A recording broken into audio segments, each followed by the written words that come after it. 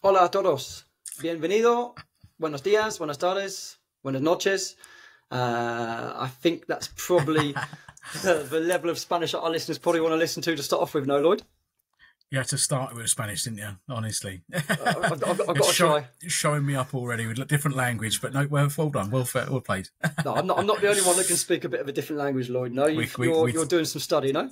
We can touch on to a bit of French, bit of Swedish, and then more recently, just a bit of Spanish. But it's only because I want to, chat to you in this for a podcast. Well, let's see how that goes. If you need some lessons, I'm sure we can share a few phrases for sure. That's what it is.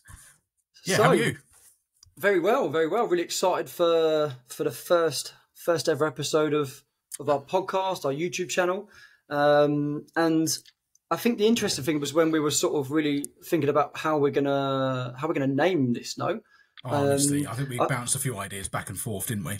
I think so. No, and I think ultimately, when you look at our history, our background, and stuff like that, I think where we've got to in terms of touchline talk, I think it's really, really quite nice because it not only links us as coaches. I think where we're hoping to go with the podcast is look to get lots of different specialities on board, interviews, and really delve into all areas of football, not just from a coaching perspective, Lloyd. I think and that's something that you've got experience with.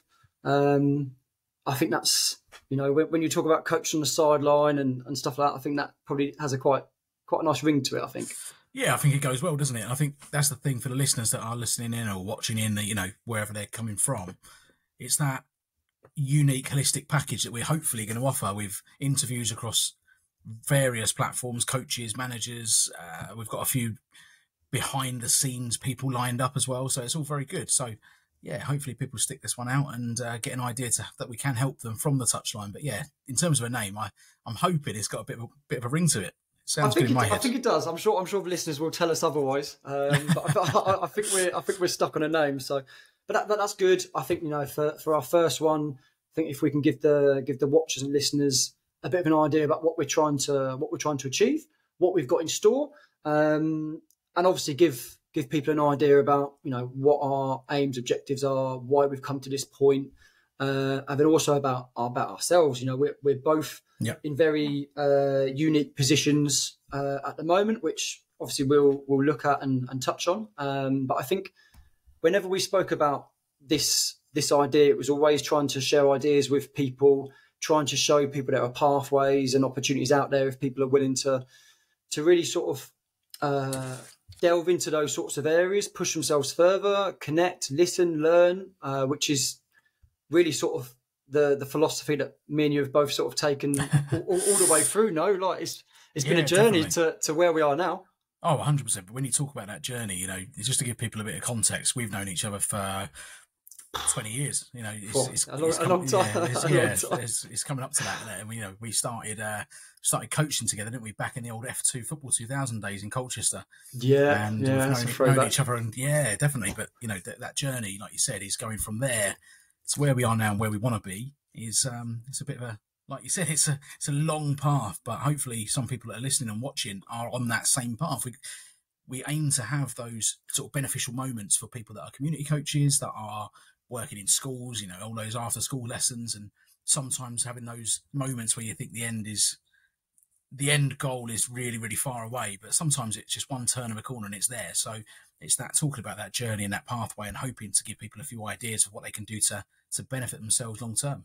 Yeah, no, I completely agree with you. And I think, when we spoke about target audience and who we really wanted to try to reach out to, and I think, anyone that is involved in football and that's looking to better understand the journey, where they want to try to get to, whatever that sort of goal or ambition is, I think we've got aspects of both of our pathways. And again, similar to what we spoke about before, about the people that we're gonna get on the podcast and share those experiences and try to help people in whatever journey they've got.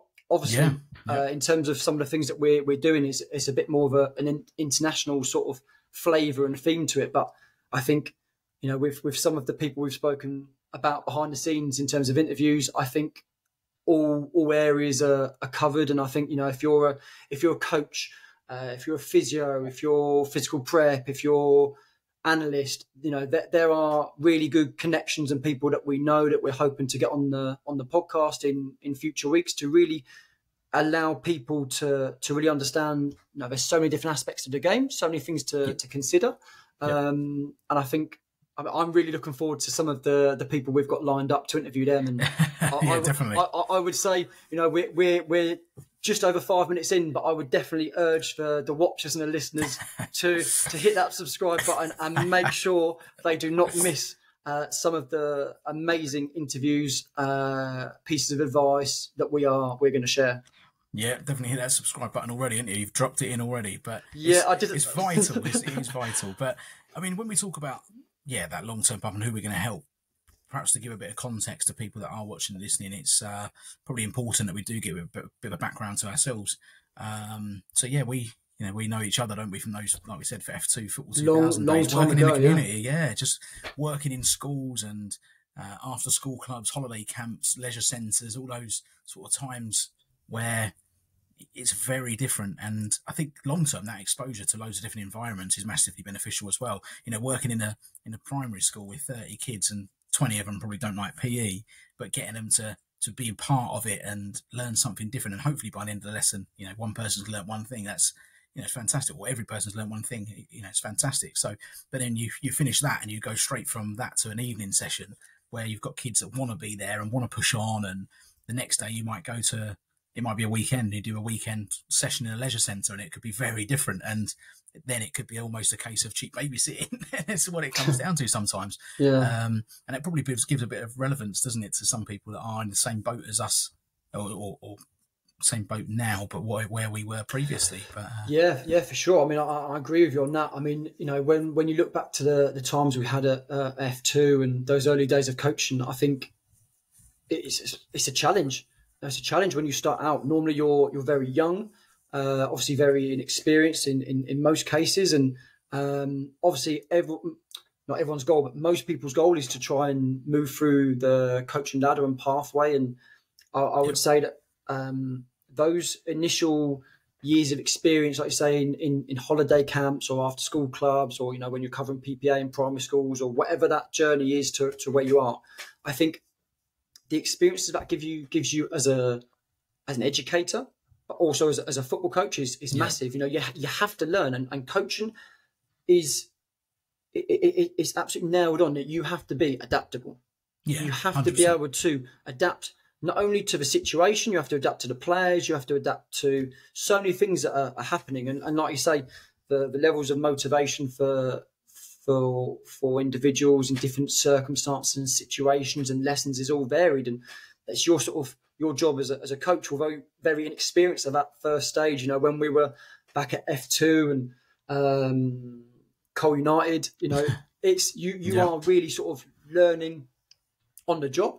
But I think this is one of the things that we were really fortunate with, is, you know, to be with like-minded people. Yeah. You know, I think they're the key moments where you share ideas, you're sharing lifts with people to different schools and sessions, and that's where you share ideas, and ultimately you're going to improve each other along that journey.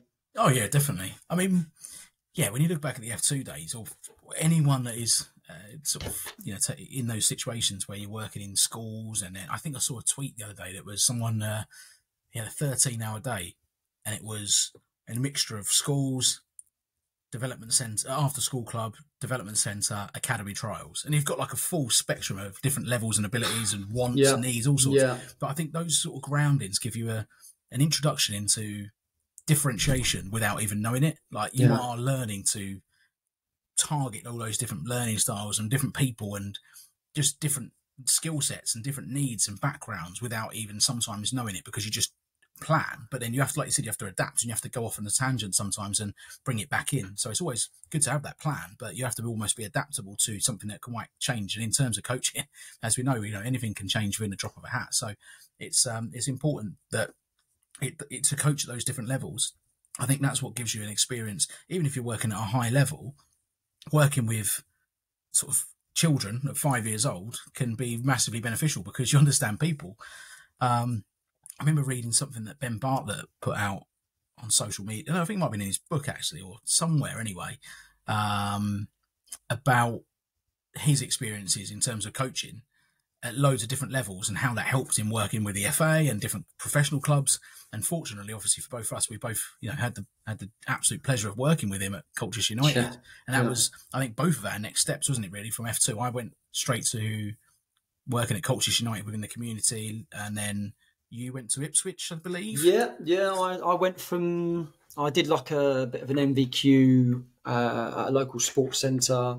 Then obviously went to F2 with yourself, and then I was sort of still doing some little bits with Ipswich. I was doing some stuff in the community, doing some stuff like development centres, and then came across, wanted to go back into the sort of non-league setting because I'd done some coaching in non-league setting.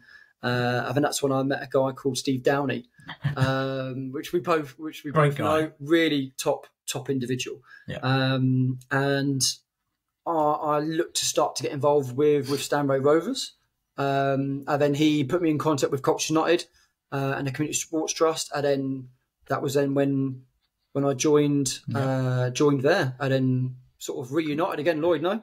Yeah, that's the thing, isn't it? I think we worked together, didn't really keep in touch, then worked together again, and then we obviously kept in touch ever from that point, ever since really. But yeah, those Col United days, they were the same. But I think for me, and probably for yourself, without knowing for definite, but for me personally, it was great because it took what you learned with F2 in those primary school sessions, whatever else it was, but it really just took it to a next level because we had things like weekly CPD sessions. And, every Monday morning we would block out time and everyone would get together and we'd have coaching events and we'd put on sessions with each other. And we had some really good coaches. You think like, Liam Bailey, for example, obviously now under 21s coach at Colchester United, and obviously Steve Downey, and a few like big people in terms of Essex football, but obviously people went on to massive things. Dimitri Lyko and Ben Bartlett, and all those fantastic people. So to learn from those on a daily basis or weekly basis was really massively important to our development.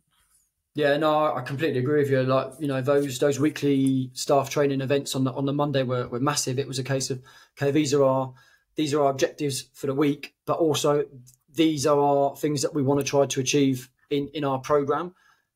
This is the CPD that we can offer. People took turns, obviously, to share best practice, which ultimately, within any group of individuals, everyone has different experiences. It doesn't matter age, everyone has picked up little golden nuggets, if you like, from different people in different sessions. And, it's good when everybody has an opportunity to input into what you're trying to achieve, because everyone's got, like I say, different areas of specialism, different little things they've seen from different coaches. And a lot of people always say that coaches are kind of the best thieves. No, they steal little bits and stuff like that. I was literally about to say the same thing to me.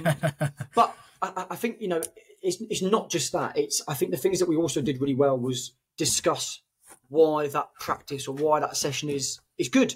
Okay, you can steal practices and sessions from people, and that happens all over the coaching world. But ultimately, in order to know when to use those type of sessions, how to adapt those sessions, and who to use them for, that's discussion. That is understanding from experienced practitioners, experienced coaches, experienced educators to go, right, okay, this practice is probably best suited for this group. When, okay, here, there, and that's where a lot of people really gain so many positive outcomes from when they do different courses, qualifications, because the quality that you have on those courses and the range of skills that people have is massive. And to share those things between staff, I think at Colchester United was fantastic, and I think that's one thing that as a program we did really, really well. I will just say as well, we were really lucky. I can remember being at Colchester, and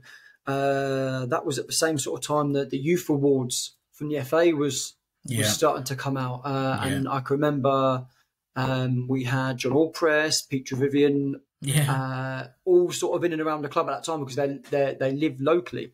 Having those people sort of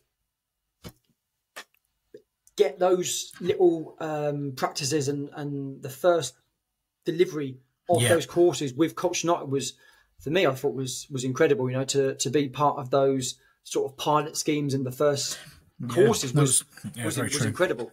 Yeah, I think you take that for granted, actually. I remember doing those courses and thinking at the time, like, these are really good. But when you look back on it, you realise how good they were because of the like little bits you take from it and still use. And the way it sort of like, addressed the person first, player second, and to get the best out of the player was really, really good. But I think, there's just so many benefits to sort of those positions. And there's so many benefits to, like you just said, actually, about the different types of learning you can get. So, when we were fortunate enough to be part of those youth modules, obviously that's part of formal learning, isn't it? You're doing a qualification, you're getting something for it. But I think like non-formal, informal learning, just watching people and being around discussions and taking things from observing and just being around different environments, that's so underrated in terms of how you improve as a coach. For sure. And I think that the more people get out and watch sessions, or the more people get out and speak to coaches or read or subscribe and watch this YouTube channel and stuff like that. Stuff like that. But, just little things where you might not get a qualification for it, but you certainly will learn something because it's just a different environment and you'll always learn something from someone, regardless of what level you're working at. So I think those different types of learning environments are massively important. So it's always important to have that sort of network. 100%. I think one of the, I'm not quite sure, Lloyd, when it quite was, but after Colchester, you ended up at the FA, no? Yeah. Talk to us a little bit about that, because I mean that's a great transition to go from the youth awards to your experience with the FA. I mean that is incredible role to have. In between the two was Canada. Yeah. So that was the biggest probably influence personally and professionally on myself, and that was just randomly. And then talk about the importance of networking and learning. That was the biggest thing for me. So it will lead on to the FA. Don't worry. But it's just little things like. I had the summer off, or not off, but doing camps for Colchester United. But I just thought I want to do something different. And I remember putting out a tweet. I remember actually. Just asking to go. Has anyone got any opportunities to go abroad for the summer? And a guy called Raheem Mohammed came back from Canada and said, "Fancy Canada." And then literally one thing led to another in terms of conversations. And randomly, he was 20 minutes down the road from me for a course. About a month later, so we ended up meeting up and. Just by chance. So we met up, got on well, and then agreed that I would go out for the summer. So, and in terms of going out to Canada, personally, like I said, it was an amazing journey because he's still a very good friend of mine, but also learning from other people and still creating those networks. I remember just watching people, and it was so different from the FA at the time and being on our youth modules where there were still elements of like person first, player second, but it was delivered in such a different way. It was very technically based rather than gameplay. It was very not direct and like autocratic, but it was a little bit more that way than it was in the UK at the time of the youth modules. And I remember like sort of thinking at the time, like, this is different, but what it did was allow me to expand my own style a little bit more because you tried different things and because you're in a different environment. Yeah. I learned so much from that. And then what it made me do is when I got back to England at the time, I just remember thinking I want something different. I don't want to just be doing the community coaching. And that was at the time the FA skills program was expanding and going nationally. So I applied, didn't get into Essex, but was offered. You had an interesting application process, no? Yeah, I applied for Essex, didn't get the job. But then had a phone call on a Friday night saying, apologies, we haven't got back in touch with you. You were unsuccessful in that. However, we did like your interview. We'd like to offer you the position in Oxfordshire, but it would be because it was so late in the day. I hadn't heard anything for a while, but we do need you to, if you accept it, to start on Monday. And I was thinking, like, what do I do? So this was a Friday afternoon. And I'd have been leaving to start a new job in Oxfordshire, 2.5 hours away or whatever, on the Monday morning, thinking like, let's do it. So took that. And then probably one of the best things I did really, because, same again, working in the environment with the FA where you have learning opportunities from lots of different people, being part of a widespread like national program where everyone's got a similar or one direct aim, but loads of different styles to get there was fantastic. And being in a position to oversee sort of areas for 5 to 11s and coaches and mentor teachers was a real different style, because the mentoring side of it and these CPD events for the FA, delivering those was an eye-opener in terms of, I quite like this side of coaching. I quite like teaching teachers. I quite like coaching coaches. I quite like that mentoring process, not just coaching players. And that just opened more doors. And it led to me, going out to Canada again a few more times, each different times throughout the different years, where I was delivering coach education workshops and working with teams and coaches and parents, not just coaching players. So, that gave me a different eye-opener, a different angle to do it. I mean, Canada, from your journey, sounds a very pivotal sort of moment. I mean, would you say that if you hadn't have gone to Canada and this opportunity come up with Oxford FA, do you think you'd have done it? Or do you think your experience in Canada opened your eyes a little bit more and give you a bit more confidence to go for it? Or I think in terms of, because that's very late to move just two days, or the day before is. I think in terms of like the confidence side of it, because it took you out of your comfort zone for going initially. It was the first time I'd been away on my own, and for a period of time as well. And I was thinking, like, it's different. And I wouldn't have probably took the leap to go from, even though it was only Essex to Oxfordshire at the time, to move up there and be up there. It was at the drop of a hat again. Was just probably something I wouldn't have done without going away and test myself and put myself out of my comfort zone. But then you've done something similar. Obviously, you're in Spain now, but it's not your first time living in Spain, is it? No, I came a little bit like you as well. I dipped my toes in a little bit in America. Yeah. I only went for a couple of months, but it was a really good experience. A little bit like you when you went to Canada, I think. Yeah. When you're younger, you have more flexibility, you have more options to go and do those things. Yeah, definitely. And it definitely just broadens your experiences, broadens your understanding of culture. Yeah, and I think it definitely makes you a more rounded. I mean, obviously we've already done quite a bit internationally in terms of the experiences we both currently have. But yeah, I mean, fast forward a little bit, from Colchester.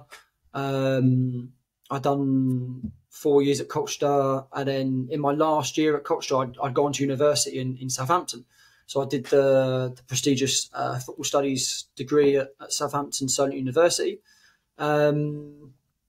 Still did my first year there at Colchester. That then moved on to I'd normally do. I think I'd leave university on a Thursday midday, early afternoon, get back to Colchester, do the academy session on a Thursday. Friday I had development centres Friday evening. I do uni work on a Friday during the day. Then Saturday we'd have academy sessions, Sunday game, and then straight after the game on a Sunday, back to Southampton, ready for uni on Monday morning. So that year was crazy. That then turned into a job at Fulham in my second year, which actually ended up being more travel. I was up from Southampton to London 4 times a week. That was really, really full on. I then managed to get something a little bit closer in my last year, which was at Bournemouth. So I was with the assistant of the 15s at Bournemouth in my last year at uni, and a little bit similar to the same sort of road we've been in, really. It's a case of when something big, I definitely took it as, when my studies finished, that's a good opportunity for me to then go and do something different. Yeah. Found some resources and some options for Spain. And then was like, right, I want to go do something different. I want to get a different experience. I've done, good, 7 years in professional academy football in England at the time. And I was like, okay, now seems a good time to go and do something different. So yeah, that then took me to Spain in 2015. Got over here, taught English, which is obviously not my forte, but spent the summer going through TEFL courses. I then got over here, managed to make a contact at an English school. So I managed to get a job teaching English, and then literally spent my evenings going to different clubs, watching sessions. As we have a little bit of a running joke in our friendship group now, I took a blank notebook out with me, took that to Spain, and just watched, wrote, and just wanted to learn about the methodology from Spain and get a really good understanding of it. Got to next year, and obviously, I mean, we'll touch on this in a future episode, but the challenges were really tough to live here without having a really strong job is really, really complicated. I then went on and did I was a TA in a British school here, which was fantastic. But then I always knew I wanted to be here for a more prolonged period of time. So long story short, went back to England, did my teaching qualifications, spent an amazing four and a bit years at Southampton, working with some of the boys' teams, the girls' teams, and doing some stuff with the women's team.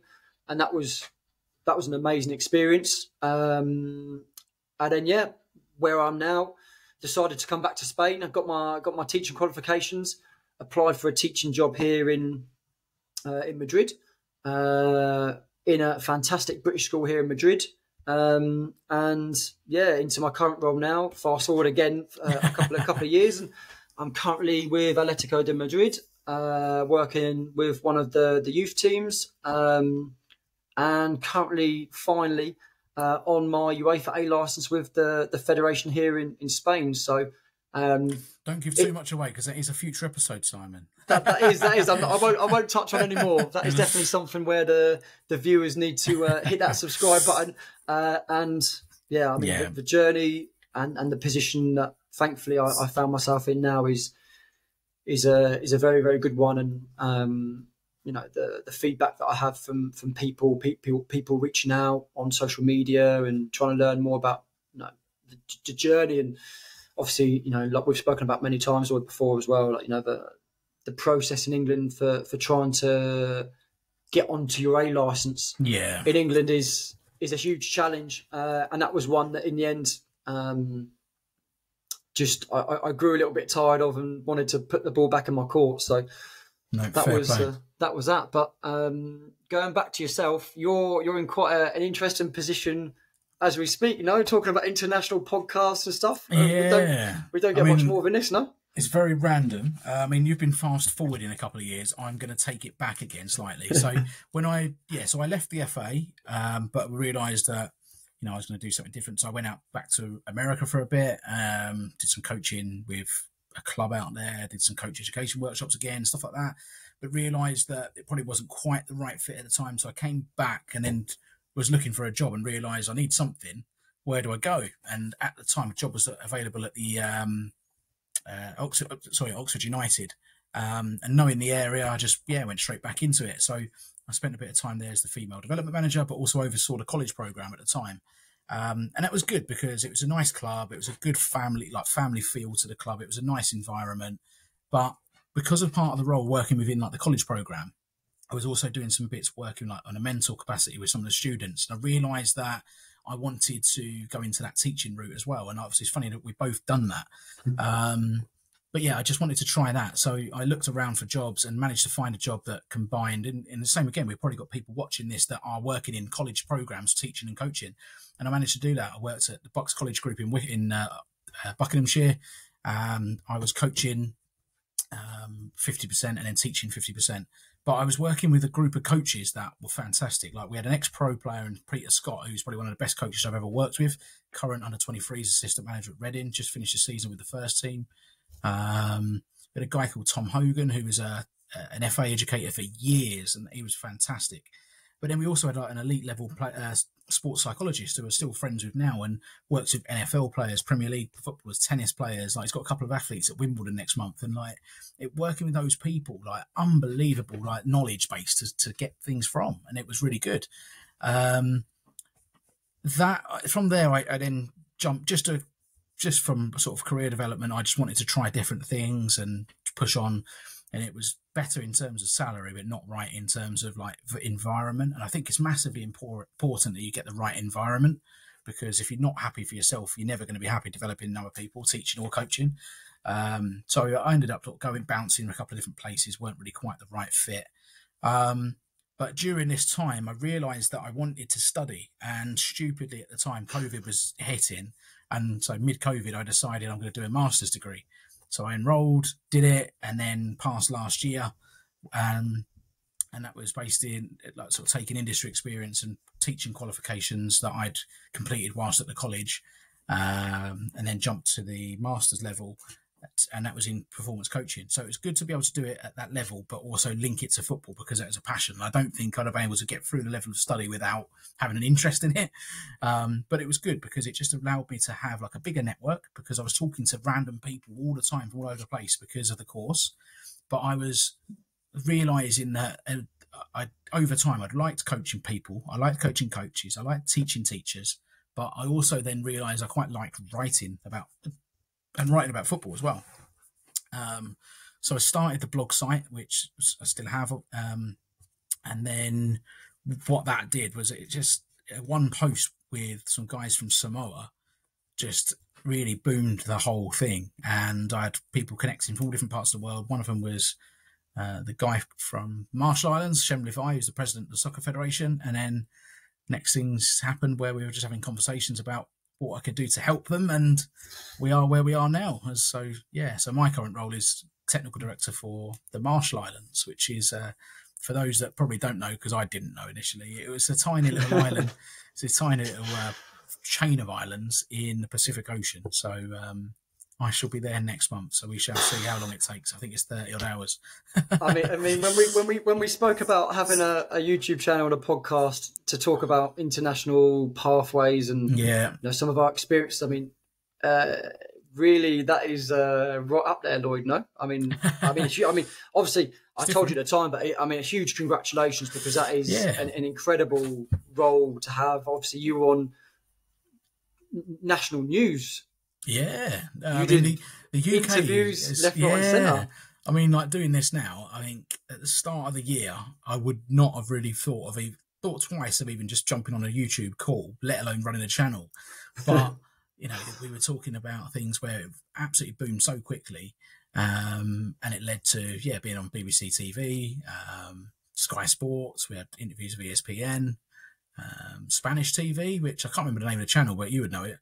El Mundo or something like that. Yeah, something. Al Jazeera, like we're massive. It was massive in terms of like just press and media coverage.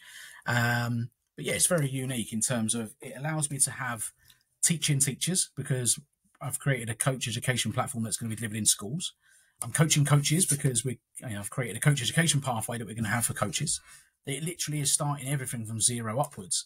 But then also coaching players. So we're going to be having teams, we're having national teams, we have youth systems and youth structures coming in, so it's a whole range of everything I quite like. So it's fantastic in that sense to be able to have a real hands-on approach to it, but especially for a country that has the tagline of the last nation on earth without a national team. So it's a very unique, very random story. Yeah, I mean, you see the progress that the Twitter's making, the social media, and obviously speaking to you regularly about the challenge. Obviously, I know we're going to touch on it in episode 2, because episode 2 is focused on your pathway and the Marshall. I mean, it's an incredible journey. But I mean, the experiences that you're going to get from that, and like what you've been saying, I think your experiences coming from Canada and going to America, and you haven't even touched on Sweden as well. I was going to say we need to look at that one as well. Yeah, Sweden was just another one where I had the opportunity to do some bits with a couple of clubs in terms of. I went out initially to sign a contract with 2 different clubs in terms of like an assistant manager role with the first team, and both times the contract wasn't quite right, but I still kept up the network. So I ended up just doing like opposition scouting for them, and then just some random little bits and pieces like consultancy work. And that was enjoyable. This was all happened after we went ourselves, no? Yeah, we went in. I worked. Where did I work? I worked for the FA at the time, and I think we went just initially on holiday, didn't we? We just went out for a weekend and just having a watch of some football and having a bit of just enjoying Sweden, Stockholm. I mean, we met some great people. No, you remember that moment where we had? There were a couple of moments I really think. A couple of moments I really think back to when we were in Sweden. It's a family show. Yeah, no, but when we were in the bar, just before one of the games. We bumped into a very special individual. Yeah, Toward Grip. Yeah, that was a very random, wasn't it? Honestly, if you could talk about like the randomness of life, I remember. We were sat in Stockholm Airport waiting to fly back to London, and we were watching Man United against someone on TV, weren't we, in the sports bar? Yeah. And there's some literally next to us on a massive table was you, myself, and this older guy who then turned around and was saying about like the lineup and the formation for Man United. Yeah, because we were just as you do know, you're just chatting football. And then it came out, didn't it, that he was Todd Grip, that his friend's assistant with England, Man City, worked all over the world. And it's like, and we ended up like talking to him for ages. I still talk to him every now and again, like very briefly now, but every now and again I drop him a message and we'll come back and have a few chats. And same again, talk about networking. Like he's passed me details on to other people that I've networked with that I've helped past players to, and he's helped me with random other connections. But it's very, very unique in terms of the world of football. But that was probably one of the most surreal moments in terms of football. Yeah, definitely. I can remember being in was it the National Stadium we went to when we went to is it Yer Gardens? No. Oika, yeah. That was great. Yeah, that was a good experience. Same again though. It was just like an off chance, wasn't it? And we ended up being like shown around the stadium with Lee Baxter. Lee Baxter was the one. I think I reached out to him on LinkedIn actually. That's it. That was before LinkedIn sort of really went mad. And Lee was fantastic with us, wasn't he? Like took us around training ground. We watched training sessions. Watched training sessions in the stadium. Unbelievable. Like the hospitality was unbelievable. It's just you couldn't make it up. But I just think like if there's any hook line for this episode in terms of making like a standout point from people, it's the importance of networking. Because for both of us, we both ended up in positions just through networks and just through like every job I've had has come from what you know, but it's always that link of who you know first and how you get there. And like the Marshlands, for example, like I said, it wouldn't have happened without talking to people from the region for the blog. Yeah. The blog wouldn't have happened without the Masters and the networks it created. Yeah. The Masters wouldn't have happened from all the different teaching and coaching experiences. And for yourself, like your pathway from academy football to different clubs to university to Spain, back to teaching, back to Spain, and now obviously using your experience and connections to work in one of the biggest clubs in the world. Yeah, I mean, talking about that, really, the networking side is massive, and I think that there's a really key thing that I would definitely say, and without going into too much detail, I would definitely say that there is a difference between networking, but and the other side of it is actually going somewhere, is actually meeting people, because. Social media now is massive and it opens many, many doors for people. But because social media has gained so much traction and so many people use it, the effect, I think, when we first started to use it has just diluted a little bit. And what I would say is, although networking and making connections through social media is important, actually going to places and meeting those people. No, I'd agree.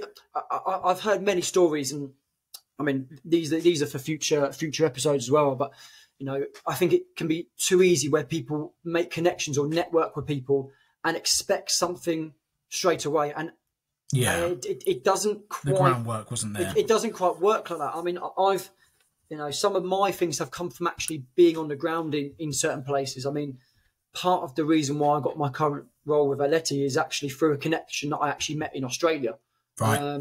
Which is when people sort of talk to you and I explain that to them, it's crazy, to be on the other side of the world to get a job here is crazy, but ultimately you build up those personal relationships with people, and those contacts, those networks mean so much more. And I would definitely, I mean, I know we're going to talk about this, so follow that in the future. But I think like you say, but the networking is massive. But networking in the correct way, it's not a case of dropping messages out and saying, "I want a job," or can you I'll give you an example that's happened very recently. Is that someone reached out to me on Twitter. And asked for some advice, etc. And this individual actually came to Madrid and said, "Look, doesn't live in Spain. He's currently doing an intensive Spanish course in the south of Spain." He said, "Look, can I come up on the train and have a coffee with you?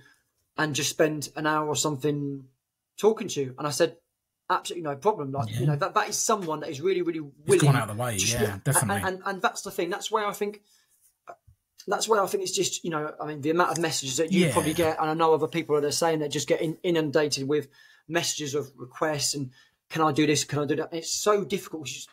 You don't have the time to respond to everyone individually. It's difficult. It's really difficult. Yeah, I remember one of the things as well. I remember going to, same again, through Twitter actually as well, reaching out to a guy called Tom Dent, who even now is still a good friend of mine. You know, when he comes back to England, meet up for a coffee, have a bit of lunch, and he'll come around the house with his partner and whatever. But it's because he's randomly, again, like his family live 15 minutes down the road. But initially when we contacted, he was in London, I was in Essex, but he was moving out to Norway. And I contacted him and asked him if I could go out and just basically watch sessions. And we agreed like it wouldn't happen until like we both mutually met. So we waited until like he was in London, we had a coffee, and then like I did that groundwork to make sure that, you know, it just wasn't trying to get something for nothing. So I went out there, put a session on, he put sessions on, I watched games, and and the same again, you build that connection, but once you have that connection, you've got to maintain it, haven't you? Well, I think it's that respect. I think when you go and meet people, I think that is really showing that you value that person, you respect that person, and I think that's, you know, ultimately, obviously with football and education and, you know, the industry that we are in, it is very, very competitive. Yeah, I think definitely. People's time now is so much less in terms of how much time we have free. I mean, the amount of things that you're doing at the moment, that I'm doing at the moment, is life is very, very complicated. But when people are really willing to go out of their way to give up their own time and your time, I think that's where you really, you know, the respect is shared between fellow professionals, and I think that's ultimately where, you know, we want to try to get to. No, I agree. But we're getting to that point where we're going to have to wrap it up in a minute. We're getting close. No, we've stuck a little bit of a limit as a half-time limit. No, of about sort of 45 minutes on each of these. Similar to what we're saying, you know, we understand people's time is precious, and I think what we're trying to do here is a quick snapshot of what we're trying to achieve with Touchline Talk, what we want to try to share with people, and I think we've both shared a little bit of where we've been, what our current roles and positions are, and hopefully that resonates with quite a lot of people. And ultimately our goal for this is to share those experiences, that knowledge, and try to help upskill coaches that are maybe looking to move abroad, because the possibilities are endless for people if people want to take those, you know, that plunge and get a different experience, which, you know, I think we're kind of good ambassadors for, Lloyd. No, I think, you know, I think so. I'd like to think so. Anyway, I mean, we're not the only two. There are a few people that we've got listed. That's why we've got people coming on, though, isn't it? Yeah, I'm really looking forward. I'm really looking forward to some of these interviews and getting some of these people on, because I think the more we can share not only our experiences, but I mean, there's many people that we've got. We won't name any names, but we've got people coming on that I think are subscribers. As long as people are subscribed, so if not, hit that subscribe button now. We'll really enjoy the information, the guidance that people can give, and I think, you know, for us to go and share that with people is really what we've set this, you know, podcast and YouTube channel for. Yeah, no, I agree. But before we get to those interview stages with some ex-Premier League players and some current, you know, international level staff and coaches and top level coaches as well, and managers and background staff, whatever it may be, we are kicking it off first, aren't we? So up next in the next episode is about my journey into the Marshall Islands, and then after that is your journey with Atleti. Yeah, so you're in the hot seat. You're on the hot seat next. Gonna interview you, quiz you, and really, you know, delve into each stage of your pathway, Lloyd, and really see, you know, the position you've got to, how you've got there, and really look into those little bits that, you know, some little bits you've mentioned, and how, if people are looking to try and do similar things or learn more about that pathway, how you can share that. So episode 2, Lloyd Owers. Pressure. No pressure at all. But I mean, it should be it should be good. I think I agree. I would, similar to what we've said. We're both on Twitter. We're both on social media. Give us a follow. Obviously, subscribe to the videos. We're hoping to post fairly regularly. Obviously, we both have really complicated lives and stuff, but we're hoping to keep it fairly regular. And looking forward to sharing more of these things with our listeners and going from there. Definitely. Well, Lloyd, I think the referee's just blown for half time now. It's bang on half time. So we'll see you soon. We'll see you soon. Yeah. Well, thank you very much. And take care. Adios. Adios.